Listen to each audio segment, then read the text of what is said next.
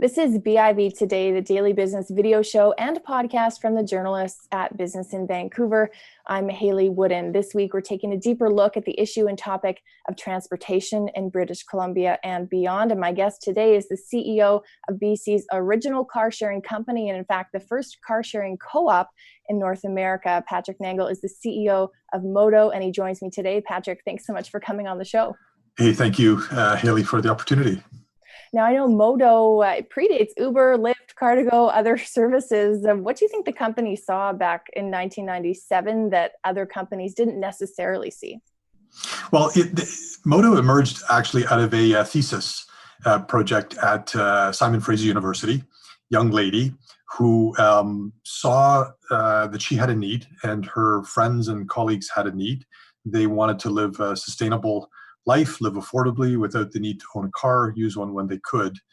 She saw that happening already in Europe, started in Switzerland, was existing by then already probably a few decades in Germany, and wrote it up and handed in her assignment and started to actually do it.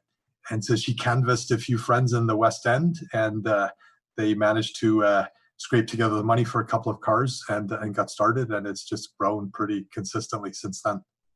Wow. Yeah. Tell me a little bit about how the culture around car ownership and maybe attitudes toward car sharing have evolved over the last 20 years, because there still are so many cars on our roads. Oh my gosh. Yes, too many. There's a lot of cars out there. It's 2 cars for every 3 people in the Lower Mainland. So we still have more than 1.5 million cars floating around just in the Lower Mainland. Forget about the rest of BC. Car culture for many of us is very deeply ingrained. From early days when one, first gets a driving license, it's many see it as a ticket to freedom and the room to explore and get out and about, and changing those habits are challenging. There are some competing forces, if you like, which sometimes compel people to go there. Affordable life is a big driver. We know in Vancouver and surroundings, Victoria, elsewhere, cost of living is high. Housing consumes a big part of one's personal budget. Transportation is usually the next biggest spend. So if something has to give, that's a good place to look. And then kind of running hand in hand with that is environmental impact. And for everybody, that's a little bit different, what it means, what they want to do about it, what they're willing to trade off. And so those two things, affordability and sustainability, if you like, are big driving forces. But for some, it's just runs too deep and it's hard to change. But we see, particularly amongst younger people, more a tendency to maybe never to have owned a car, get their driving license, want to use a car, once in a while if they need to do something that they can't, walk to, ride the bike, use transit. And so it fills in an important gap. And there's absolutely been a really steady growth in that over the years. And I think too, at least anecdotally, the more easy it seems to get rid of a car, if there are more options, the easier it is to actually do so. What do you think about the entrance of Uber and Lyft and other services to BC? Are they competitors of Modo, or are they in some way a complement to the service you offer? Yeah, not competitors at all. And I think you make a very good point that to give up a car, one trades off typically convenience for something else. Affordability, sustainability, these kind of things. And so what we have to do collectively as an industry, shared mobility options, are provide a whole range of choices, because people have different trip needs. Sometimes you just want to go to A to B and that's it. Sometimes you want to go away for a few days. Sometimes you need a vehicle for a few hours. For most people, primary needs are, getting to work, getting to school. Kind of things you're doing, every day, maybe 5 days a week, that kind of thing, Monday to Friday.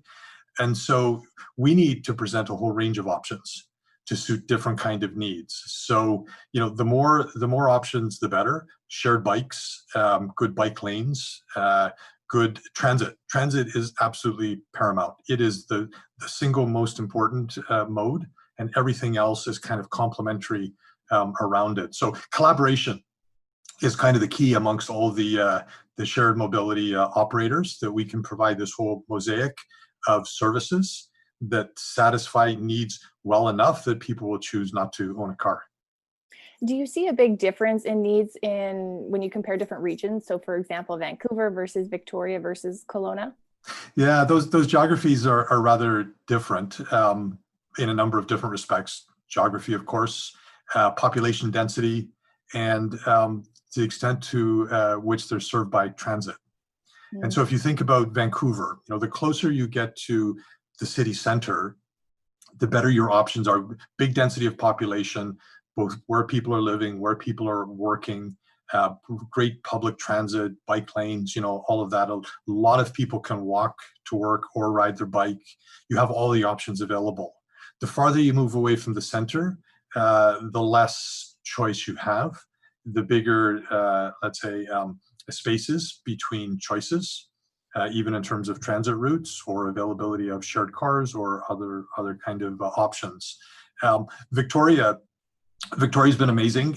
People of Victoria are very environmentally minded, are very attuned to riding their bikes. The car share, our business there is doing extremely well.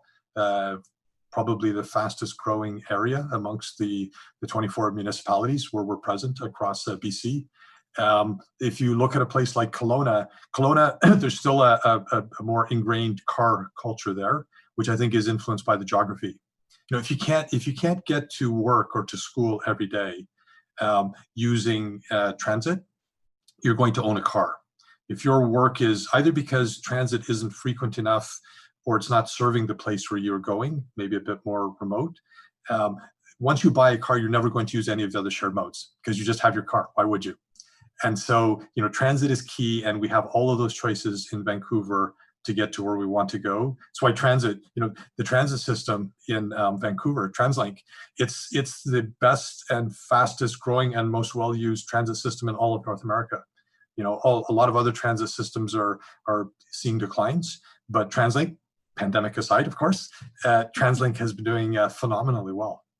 Well, and to your point too, if the service works well, it's also a much more affordable option than owning a car. So if it works, why wouldn't you use that transit option? Absolutely. Yeah, that's another good point. The cases for affordability and reduced environmental impact through using shared cars and transit and riding your bike, those are no-brainers, right? But we still have 1.6 million privately used cars out there. And this is this sort of convenience trade-off that I was mentioning. Right? There's still, for some people, in spite of those very strong cases, call it a business case or a personal case for, affordability and environmental impact. In spite of all that, convenience still trumps those things, and people choose to own their own car. And so it's incumbent on us as an industry to make the range of other choices as convenient or as closely convenient to owning your own car as we possibly can.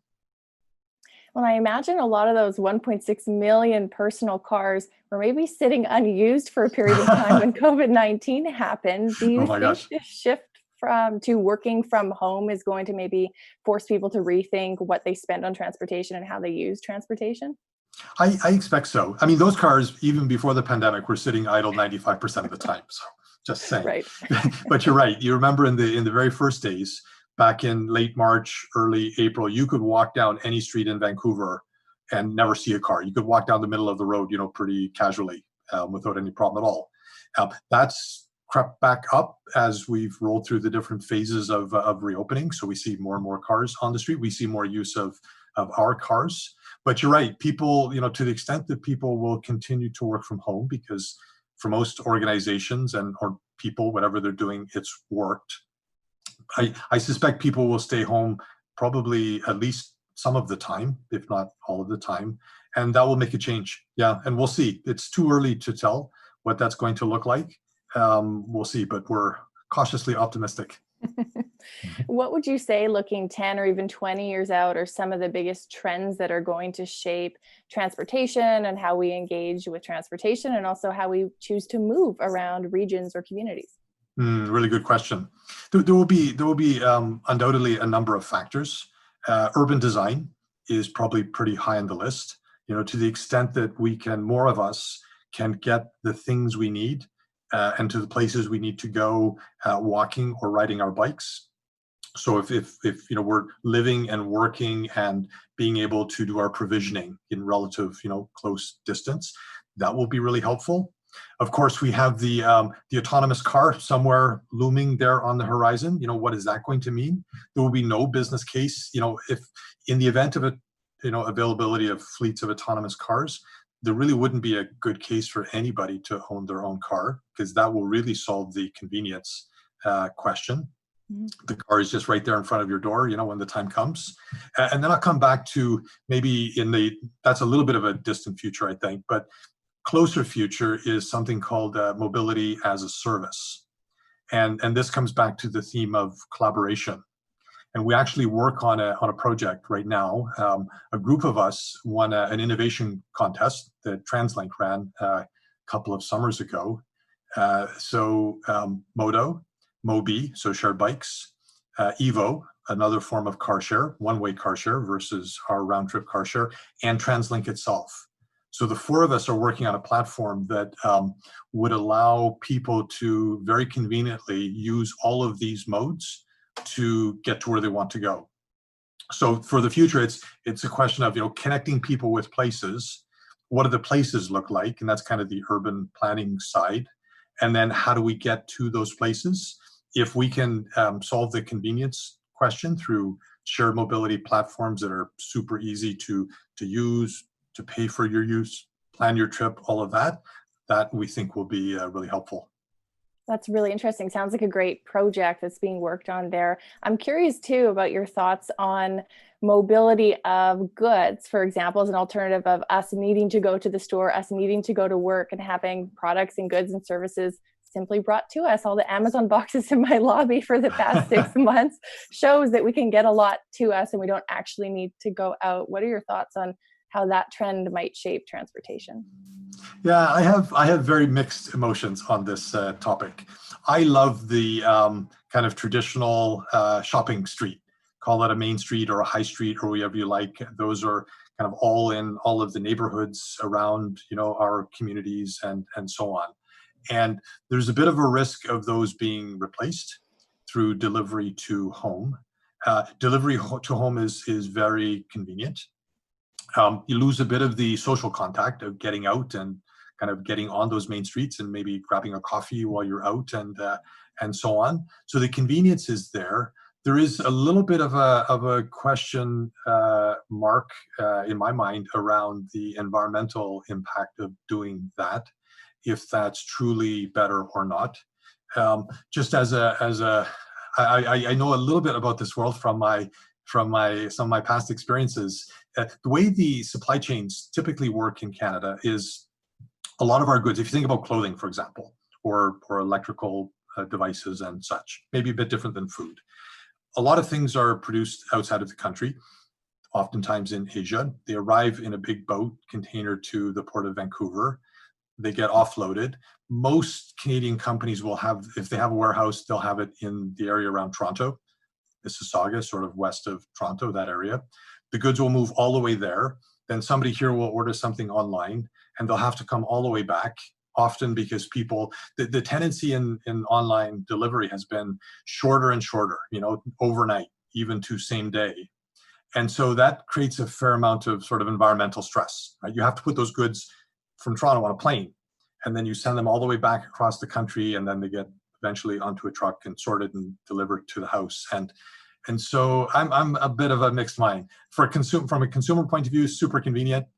From an environmental and let's say community point of view, I'm less convinced. So that's my 2 cents. Fair enough. It's also shocking to see how much plastic these things come in too. I'm not a big online shopper, but it's shocking. You buy a toothbrush or something small and it's wrapped and wrapped and wrapped. That cannot be good for the environment, especially when we're trying to move toward banning single-use plastics. And here we are bringing everything to us wrapped 10 times in plastic. Yes, absolutely. Agreed. Patrick, a pleasure having you on the show. Thanks so much for coming on with your insight on transportation. Thank you so much, Hayley. That's Patrick Nangle. He is the CEO of Modo, joining us this week on our special podcast themed all about transportation. This has been BIV Today. I'm Hayley Woodin, and we will be back tomorrow with another episode.